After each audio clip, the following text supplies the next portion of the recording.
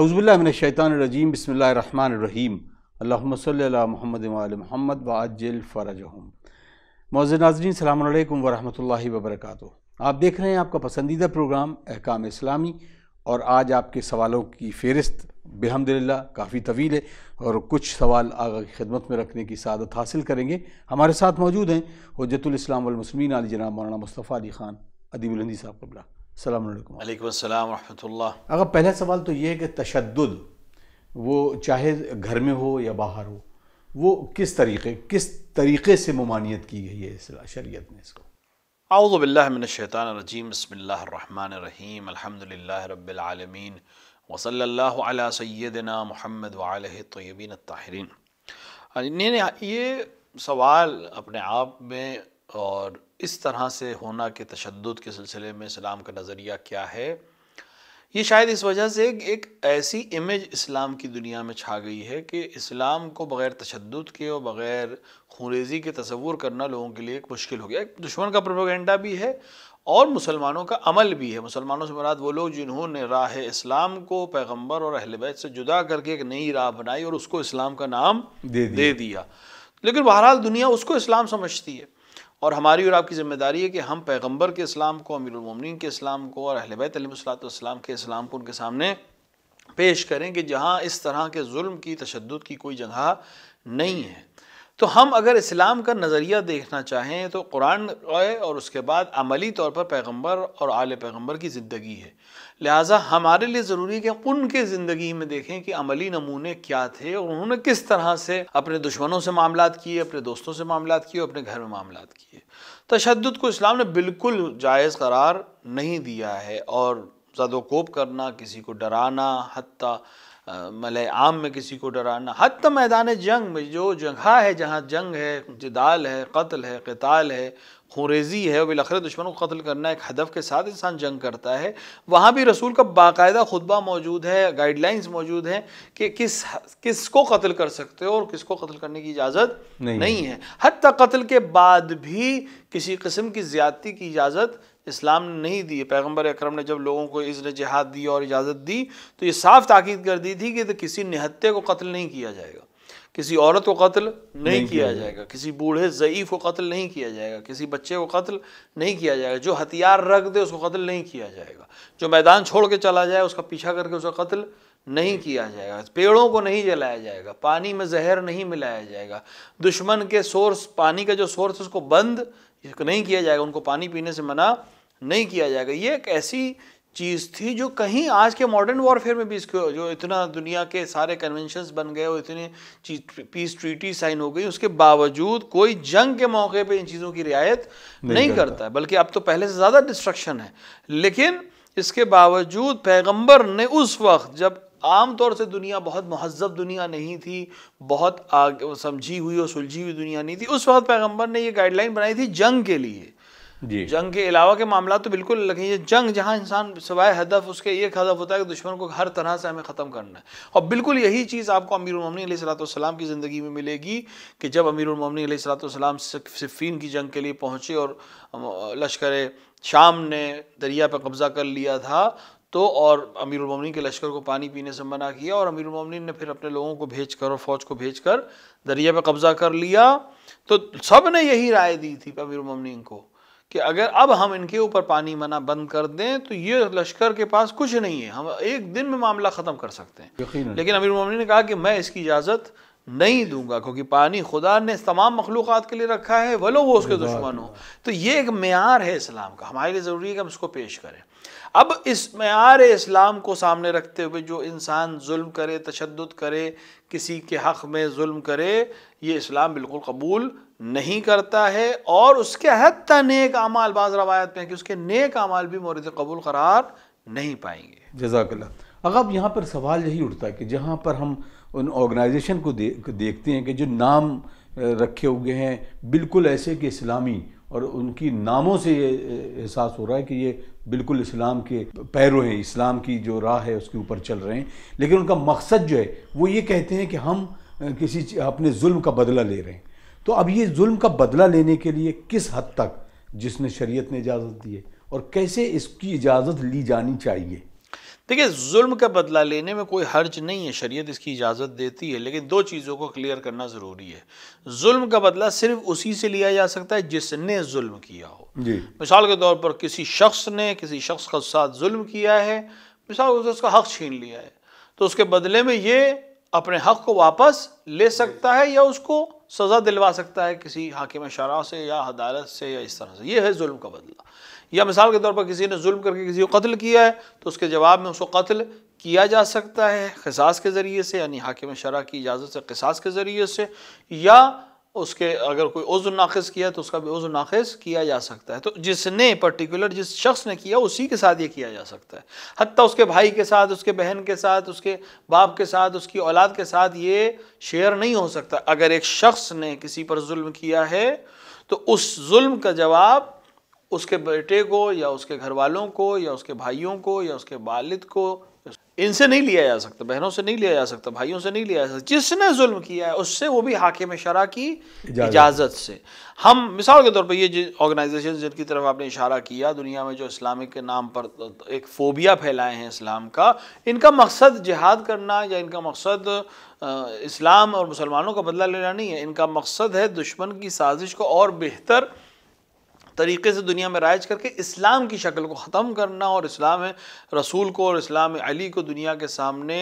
نہ آنے دینا، اور وہ اسلام جو ظلم کا اسلام تھا، جو سقیفائی اسلام تھا، اس کو اور زیادہ دنیا کے سامنے برے طرح سے پیش کرنا تاکہ دنیا اسلام سے اور مسلمانوں سے بالکل متنفر ہو جائے۔ اگر یہ کہہ بھی رہے ہیں کہ ہم ظلم کا بدلہ لے رہے ہیں، تو یہ ان علاقوں میں کیوں نظر نہیں آتے ہیں جہاں پر ظلم ہو رہا ہے؟ یہ خود ہمیں ظلم کرتے نظر آتے ہیں، یہ اسلام کے نام پر، تکفیر کے نام پر مختلف اسلامی فرقوں کو ہی قتل کرتے نظر آتے ہیں۔ کبھی نہیں سنا کہ انہوں نے کسی ایسے شخص کو قتل کیا ہو یا کسی ایسے فوج سے مقابلہ کیا ہو جو آ کر مسلمانوں پر ظلم کر رہی ہو۔ تو ان کا مقصد ہی بالکل دوسرا ہے۔ اب اگر ظلم کے بدلے میں ہم کوئی اسکول میں بم بلاسٹ کر دیں، کسی ہاسپٹل میں بلاسٹ کر دیں، تو یہ کہیں سے اسلامی نہیں ہے، کیونکہ جس بچوں، حتیٰ اگر وہ دشمن کے بچے ہوں اس اسکول میں، حتیٰ اگر وہ دشمنوں کا ہاسپٹل ہو، تب بھی پیغمبر و قرآن کی فرمائش کے بالکل خلاف ہے۔ صرف اور صرف اس شخص سے بدلہ لیا جا سکتا ہے جس نے ظلم کیا۔ جنگ کے میدان میں بھی صرف اور صرف اس فوجی کو یا اس سپاہی کو گولی ماری جا سکتی ہے جو آپ کے مقابلے میں جنگ کر رہا اور ہتھیار بند ہو کہ آپ اسے گولی نہیں ماریں گے تو وہ آپ کو گولی مار دے گا، لیکن اس کے بعد پھر کسی چیز کی اجازت نہیں ہے۔ حتیٰ مصلح کرنے کی اجازت جو عرب میں کلچر تھا کہ قتل کرنے کے بعد اس انسان مقتول کے جسم کو، اعضاء کو ٹکڑے ٹکڑے کر دیتا تھا یا جسم کو ٹکڑے ٹکڑے کر دیتا تھا یا اس کے کپڑے اتار لیتا تھا، پیغمبر نے اس کی اجازت بالکل نہیں دی تھی کہ مرنے کے بعد اس کا احترام اپنی جگہ پر باقی رہے گا، اس کو دفن کیا جائے گا یا جیسا بھی وہ لوگ کرنا چاہیں کیا جائے گا، اس کی اجازت وہ پیغمبر نے بالکل نہیں دی۔ تو اب یہ دین جو اس طرح کا حکم دیتا ہے، اس کے ماننے والوں کو خود سمجھنا چاہیے کہ اس طرح کا عمل کہیں سے بھی اسلامی نہیں ہو۔ اگر کوئی اسلام کے نام پر یہ کر رہا ہے تو یقیناً یا وہ مسلمان نہیں ہے یا وہ مسلمان کے خلاف کسی سازش کا شریک ہے۔ جزاک اللہ۔ اگر بہت سارے جملے کہے بھی جاتے ہیں، مثلا قرآن نے اس کو واضح طور پہ کہا کہ اگر ایک شخص کو، ایک بے گناہ شخص کو اگر قتل کر دیا تو اس کا مطلب ساری انسانیت کو قتل کر دیا۔ تو اس مفہوم کو ہم کیسے سمجھیں گے؟ کیونکہ جب واقعی ہم جب تاریخ کو دیکھتے ہیں تو بالکل اگر نیوٹرل ہو کے دیکھا جائے، اسلام کے نقطہ نظر کو الگ تھوڑی دیر کے لیے بھی اگر الگ کر کے، تو یقیناً ہمیں شروعات سے ہی دیکھتے ہیں کہ اسلام کے اندر قتل و غارت اور تمام چیزیں صرف پاور اور ثروت کو بنانے کے لیے، کیا واقعی اپنی شاہی کو اور اپنے پاور کو اسی طرح سے اکٹھا کرنے کے لیے بنایا گیا؟ دیکھیے، آپ اسلام کا نام دے کر اگر حکومت کر رہے ہیں یا اپنی شہنشاہیت کو بڑھاوا دے رہے ہیں تو یہ سب کی، یہ تمام مفکرین کے لیے ایک لمحہ فکریہ ہے کہ وہ آ کر اس کے سلسلے میں اپنا موقف واضح کریں۔ یعنی یہ علماء کی غلطی ہے اور تاریخ لکھنے والوں کی غلطی ہے کہ انہوں نے بادشاہوں کے دین کو اسلام لکھ دیا۔ بادشاہوں کا کوئی دین نہیں ہوتا، بادشاہوں کا دین صرف اور صرف حکومت اور حکومت داری ہوتی ہے، اس کے علاوہ ان کی کوئی دین نہیں ہوتا۔ ہمارے لیے اسلام کا معیار، اسلام ایز اے دین و اسلام کے عمل کا معیار پیغمبر اکرم اور امیر المومنین اور ائمہ علیہ السلام ہے۔ پیغمبر کی زندگی میں ہمیں کیوں قتل و غارت نہیں مل رہی ہے؟ پیغمبر کی زندگی میں جبکہ 86 سے زیادہ معرکے پیغمبر کی زندگی میں ہیں، 86 سے زیادہ جنگیں، وہ بھی آخری 10 سالوں میں، یعنی شروع کے 40 سال آپ مکے میں تھے، بالکل خاموش زندگی، اس کے بعد بعثت کے پہلے 13 سالہ مکے میں ہیں، جس کے اندر صرف آپ پر ظلم ہو رہا ہے، آپ نے کسی کو کوئی جواب نہیں دیا ہے، یہاں تک کہ آپ ہجرت کر کے یثرب یعنی مدینے چلے آئے۔ اب یہ جو 10 سالہ مدینے میں رہے ہیں، اس میں ایک مدینے میں حکومت ہو جانے کے نتیجے میں اور مدینے کے انصار اور مہاجر کے مدد سے آپ نے ایک لشکر، چھوٹا سا لشکر صرف مدینے کے دفاع کے لیے تیار کیا تھا، اور جتنی بھی جنگیں ہوئی ہیں سب دفاعی جنگیں ہوئی ہیں پیغمبر کے زمانے میں۔ لیکن اس کے باوجود 80 سے زیادہ جنگوں کے باوجود جو مقتولین کی لسٹ ہے وہ 1500 سے زیادہ ٹوٹل جنگوں میں 1500 سے زیادہ نہیں ہے، یعنی اگر آپ اس کو تقسیم کریں گے تو ایک جنگ میں، ایک مارکے میں 10 سے 15 لوگوں سے زیادہ قتل نہیں ہوئے ہیں۔ تو اس کا مطلب یہ ہے کہ اتنی زیادہ جنگوں کی تعداد میں اور اس کے مقابلے میں مقتولون کی تعداد کو کمی میں یہ بات سمجھ میں آتی ہے کہ پیغمبر کا ہدف لوگوں کو قتل کرنا نہیں تھا۔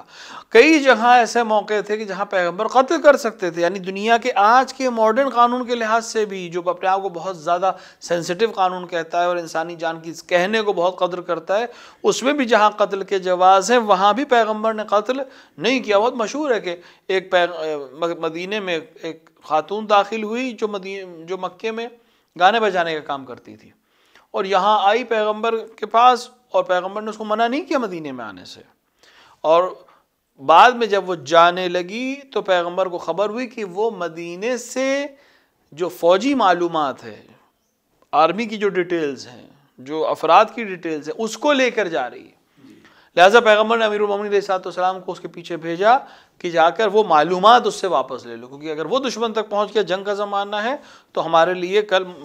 جنگ کرنا بہت دشوار ہو جائے گا۔ امیر المومنین گئے، اس کی تلاشی دلوائی، اور کسی طرح سے آخر جب پیغمبر نے کہا تھا، اس نے بہت چالاکی کے ساتھ اس کو چھپا کے رکھا تھا، لیکن بہرحال امیر المومنین نے اس چیز کو کشف کر لیا اور پیغمبر کے پاس اس کو لے کر آئے۔ لیکن اب دنیا کے حساب سے یہ جاسوس ہے، دشمن کا جاسوس ہے۔ دشمن کے جاسوس کے ساتھ آج دنیا کا ماڈرن قانون بھی یہی کہتا ہے کہ یا اس کو قتل کر دیا جائے، اس کو جیل کر دی جائے۔ پیغمبر نے اس کو جانے دیا، مکے واپس جانے دیا اس کو،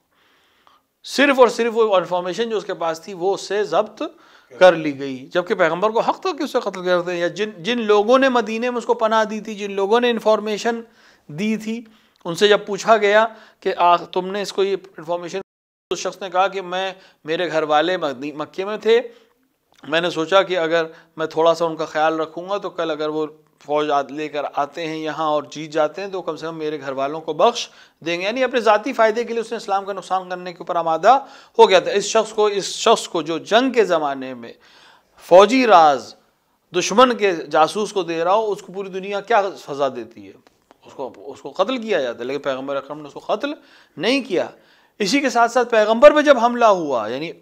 منافقین نے پیغمبر کے سواری کے اوپر جب پتھر گرانے کی کوشش کی، یہ سوچا کہ پیغمبر کو یہیں شہید کر دیا جائے، اور آسمان میں بجلی چمکی اور پیغمبر نے سب کے چہرے دیکھ لیے، اور پیغمبر کے ایک صحابی نے بھی سب کے چہرے دیکھ لیے، اور پیغمبر نے اس صحابی سے کہہ دیا کہ تم کسی کے سامنے یہ راز عیاں نہ کرنا۔ یہ کتنی بڑی بات ہے۔ آپ خود تصور کریں کہ ایک ملک کا سپریم ہو اگر کوئی، اور اس کے صرف تھریٹ ہو، معلوم ہو جائے فوج کو یا ایجنسیز کو کہ اس کو کوئی تھریٹ کر رہا ہے، تو اس کے پورے خاندان کو قتل کر دیا جاتا ہے یا گرفتار کر لیا جاتا ہے۔ آج کے اس دور میں پیغمبر اکرم نے دیکھ لی تھی ان سب کی صورتیں، جو قتل کرنے آئے تھے انہوں نے اقدام قتل بھی کر دیا تھا۔ وہ جبرائیل نے اور ملائک کی مدد سے اور پیغمبر کے بعد ساتھیوں کی مدد سے پیغمبر کی جان سالم رہ سکی، لیکن پیغمبر ان کے خلاف کوئی کارروائی نہیں کی۔ تو یہ نمونہ ہے پیغمبر کا، عملی نمونہ ہے دشمنوں سے رفتار کرنے کا، دشمنوں سے معاملات رکھنے کا۔ تو یہ ہماری بھی ذمہ داری ہے کہ ہم اس اسلام کو دنیا کے سامنے پیش کریں۔ بادشاہوں کے اسلام کو آپ اسلام کا معیار نہیں بنا سکتے۔ اگر ان کی زندگی کا طریقہ وہی ہے جو پیغمبر کی زندگی کا تھا تو وہ ہم کہہ سکتے ہیں مسلمان حاکم ہے، وَإِلَّا اس کا نام مسلمان ہے، یا چونکہ وہ مسلمانوں پر حکومت کرنا چاہتا ہے لہذا دین کا چولا اوڑھے ہوئے مسلمانوں کی طرح نماز اور روزہ کر رہا ہے، وَإِلَّا اس کا کوئی تعلق دین سے نہیں ہے۔ آقا بہت زبردست ٹاپک ہے کیونکہ اس پر بہت سارے سوال بھی ہیں۔ مثلا ابھی بھی ملک کے نہیں بلکہ پوری دنیا میں جو مسلمانوں کی ایک خاص رہنمائی کا دعویٰ کرنے والے لوگ ہیں، اور ان کے اندر ان کی پوری سلطنت میں، ان کے پوری حکومت میں صرف یہی ہے کہ وہ مسلمان فخر سے کہتے بھی ہیں، کیونکہ وہ شعر بھی علامہ اقبال والا پڑھتے ہیں کہ دست و دست صحرا بھی نہ چھوڑے ہم نے، بحر ظلمات پہ دوڑا دیے گھوڑے ہم نے. یقیناً اور پھر اس کے بعد یہ ہوتا ہے کہ نہیں، پھر اسلام کا صحیح چہرہ پیش کیا جاتا. تو اب غیر مسلم کے جہاں پر یہ ساری چیزیں پیش کی جائیں گی، کشور کشائی اور اپنے آپ میں بتانا کہ ہم ایسے تھے ہم ویسے تھے، تو وہ چیزیں جو 80% اور لوگ جو ابھی بھی فالو کر رہے ہیں ایسے لوگوں کو، تو پھر ہم کیسے میسج دیں گے لوگوں کو کہ ہم جو لوگ ہیں وہ واقعی دین اسلام کے صحیح معنی کو ریپرزینٹ کرنے والے وہ نہیں ہیں، یہ ہیں. دیکھیے میسج دینے کے بہت سے طریقے ہیں، عمل کے ساتھ ساتھ آج آسان ہے، میری نظر میں آج بہت آسان ہے، یعنی کل کے مقابلے میں آسان ہے، آج سے 100 سال کے پہلے کے مقابلے میں بہت آسان ہے. کیونکہ دو وجہ ہیں، ایک تو یہ کہ دنیا کافی ماڈرنائزڈ ہو گئی ہے، مائنڈ اوپن ہو گئے ہیں. ابھی جوانوں کے ذہن، حتیٰ جو جوان جو نہیں سمجھ پا رہے چیزوں کو، ان کے بھی ایک مائنڈ سیٹ کھلا ہوا ہے، یعنی وہ بالکل بند، آنکھ بند کر کے یا کان بند کر کے ہر چیز کو فالو نہیں کر رہے. اور ہمارے پاس اب جو ذرائع ہیں ابلاغ کی، جس کو ہم سوشل میڈیا کہتے ہیں، ماس میڈیا کہتے ہیں، یہ اتنے ہمارے پاس فراہم ہیں. یعنی ہر فرد، پہلے ایک بڑا مسئلہ تھا کہ آپ کیسے اپنی بات کسی تک پہنچائیں. پرنٹ میڈیا میں بھی ہر ایک کی بات چھپتی نہیں تھی، یا ہر ایک کے پاس ریسورسز نہیں تھے. اور الیکٹرانک میڈیا تو خیر بہت اس وقت اتنا رائج ہی نہیں تھا، آج سے 50 سال پہلے، حتیٰ 20 سال پہلے بھی اتنا رائج نہیں تھا. لیکن آج آپ کے ہاتھ میں، ہر فرد کے ہاتھ میں اتنی طاقت ہے کہ وہ اپنی بات کو دنیا تک پہنچا سکتا ہے. لہٰذا ہماری ذمہ داری ہے کہ ہم اسلام کے اصل شکل کو، اسلام کی اصل تصویر کو، اور اس پہلے ظلم کو جو پیغمبر کے اکرم صلی اللہ علیہ وآلہ کے بعد واقع ہوا، جس کے نتیجے میں آج تک مسلمان ایک الگ روش کے اوپر چل رہا ہے جو پیغمبر کی قبول شدہ روش نہیں ہے، یہ دنیا کے سامنے لانا ضروری ہے. لیکن اس میں اس بات کا خیال رکھنا ہے کہ کہیں ہم دشمن کو ہرانے کے نیت سے چل کر کہیں آخر اسی کی شکل اختیار نہ کر لیں. کیونکہ یہ بہت دیکھنے میں آیا کہ انسان جس سے دشمنی کرتا ہے، آخر اسی کی شکل بھی اختیار کر لیتا ہے. تو ہم مثال کے طور پر ظلم کے خلاف کھڑے ہوں اور آخر میں ظلم ہی کرنے پر آ جائیں، یہ نہیں ہونا چاہیے. ہمیں ہر حال میں، پیغمبر اکرم جب مکے میں داخل ہوئے تو پورا حق تھا ان کو کہ مکے کو تاراج کر دیں. ایک آدمی نے صرف پیغمبر کو اذیت کی تھی، انہوں نے مسلسل پیغمبر کو تقریباً 20 سال تک جس شہر نے پریشان کیا تھا، پیغمبر اس میں فاتح کی حیثیت سے داخل ہو رہے تھے. انہوں نے عہد و پیمان کو توڑا تھا، انہوں نے جنگیں کی تھیں، انہوں نے پیغمبر کے خاندان کو قتل کیا تھا، انہوں نے پیغمبر کو ہجرت کرنے پر مجبور کیا تھا، پیغمبر کے گھر کو، افراد کو قتل کیا اور گھر کو نقصان پہنچایا، ہر طرح سے نقصان پہنچایا تھا. لیکن پیغمبر نے جب آ کے وہاں پوچھا لوگوں سے کہ تم مجھ سے کیا توقع رکھتے ہو، تو دشمنوں نے ایک زبان ہو کر کہا کہ جو کریم ابن کریم سے ایک انسان کو توقع ہوتی ہے، جو ایک کریم بھائی سے کسی کو توقع ہو سکتی ہے. تو ان کو معلوم تھا پیغمبر کس طرح کی شخصیت ہے، جبکہ وہ دشمن ترین لوگ تھے پیغمبر کے. تو ہمارے لیے ضروری ہے کہ ہم ان واقعات کو دنیا کے سامنے، ایک واقعہ نہیں ہے یہ، پیغمبر کی زندگی میں ہزاروں ایسے واقعات ہیں. آج میں اپنے جوانوں سے عرض کروں گا کہ آج آپ کے پاس ملٹی میڈیا کی طاقت ہے، پیغمبر کی زندگی کو پہلے تو پڑھیے. اور پڑھنے کا اصرار اس لیے کر رہا ہوں کہ واٹس ایپ اور ٹویٹر کے کلپس کے ذریعے آپ پیغمبر کی زندگی کو نہیں سمجھ سکتے. پیغمبر کی زندگی کو، پیغمبر کو صحیح سے تاریخوں میں جا کر پڑھیں، پیغمبر کے کردار کو پڑھیں، اور پھر اس کردار کو دنیا تک پہنچائیں کہ پیغمبر کی شخصیت ایسی تھی، اس طرح کے شخص تھے، گھر میں کیسے تھے، بچوں کے ساتھ کیسے تھے، اپنے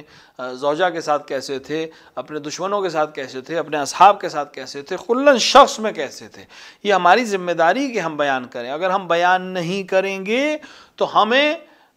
اگر ہم بیان نہیں کریں گے تو ظاہر ہے دوسرا آدمی بیان کر رہا ہے کہ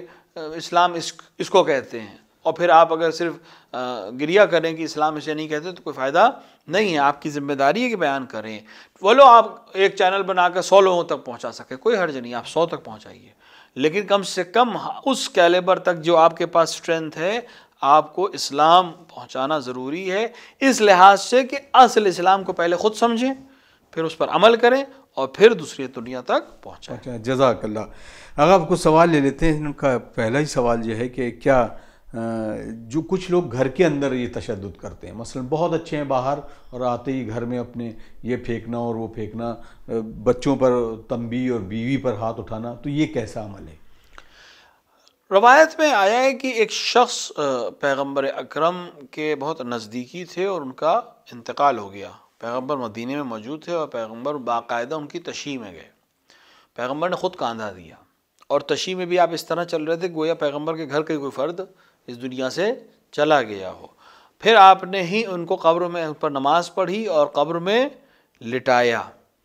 اور اس کے بعد دعا کی، اور اس کے بعد قبر کو ختم بنا دیا گیا قبر کو۔ تو لوگوں نے ایک دوسرے سے کہا کہ یہ شخص تو بہشتی ہے، جنتی ہے، کیونکہ پیغمبر نے سارے کام اس کے انجام دیے۔ پیغمبر نے لوگوں کی طرف رخ کر کے کہا کہ تم نے کیسے کہہ دیا یہ بات؟ تو پیغمبر آپ نے اس کی تشییع جنازہ کی، آپ نے اس کو کفن پہنایا، آپ نے اس کو دفن کیا، آپ نے نماز پڑھائی، اس سے بہتر کیا ہوگا؟ کہ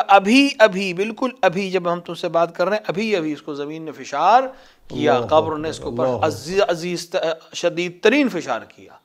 تو لوگوں پوچھا کہ پیغمبر کس وجہ سے؟ کہ کیونکہ یہ شخص اپنے گھر میں اس کا مزاج تھوڑا سا مختلف تھا۔ نہیں کہا کہ وہ گھر کے اندر ظلم کرتا تھا یا بد کلامی کرتا تھا، گھر میں اس کا مزاج سخت تھا، باہر کے مقابلے میں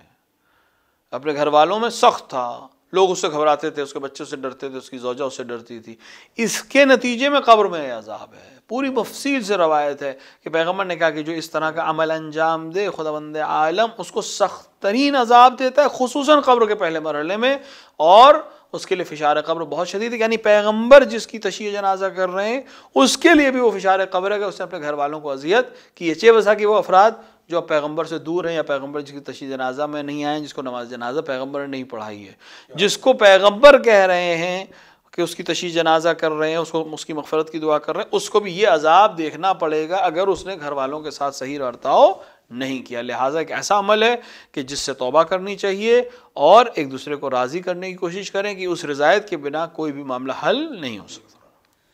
بہت شکریہ آغا۔ لیکن اگر ہم اس کے برعکس سمجھیں، کوئی خاتون ہے، اور یہ اب بہت زیادہ نہیں لیکن کچھ گھروں میں دیکھنے کو ملا ہے کہ جہاں خاتون اپنے شوہر پہ تشدد کرتی ہے اور ظلم یہاں تک مار پیٹ کرتی ہے، تو اس کے لیے خاتون کے لیے کیا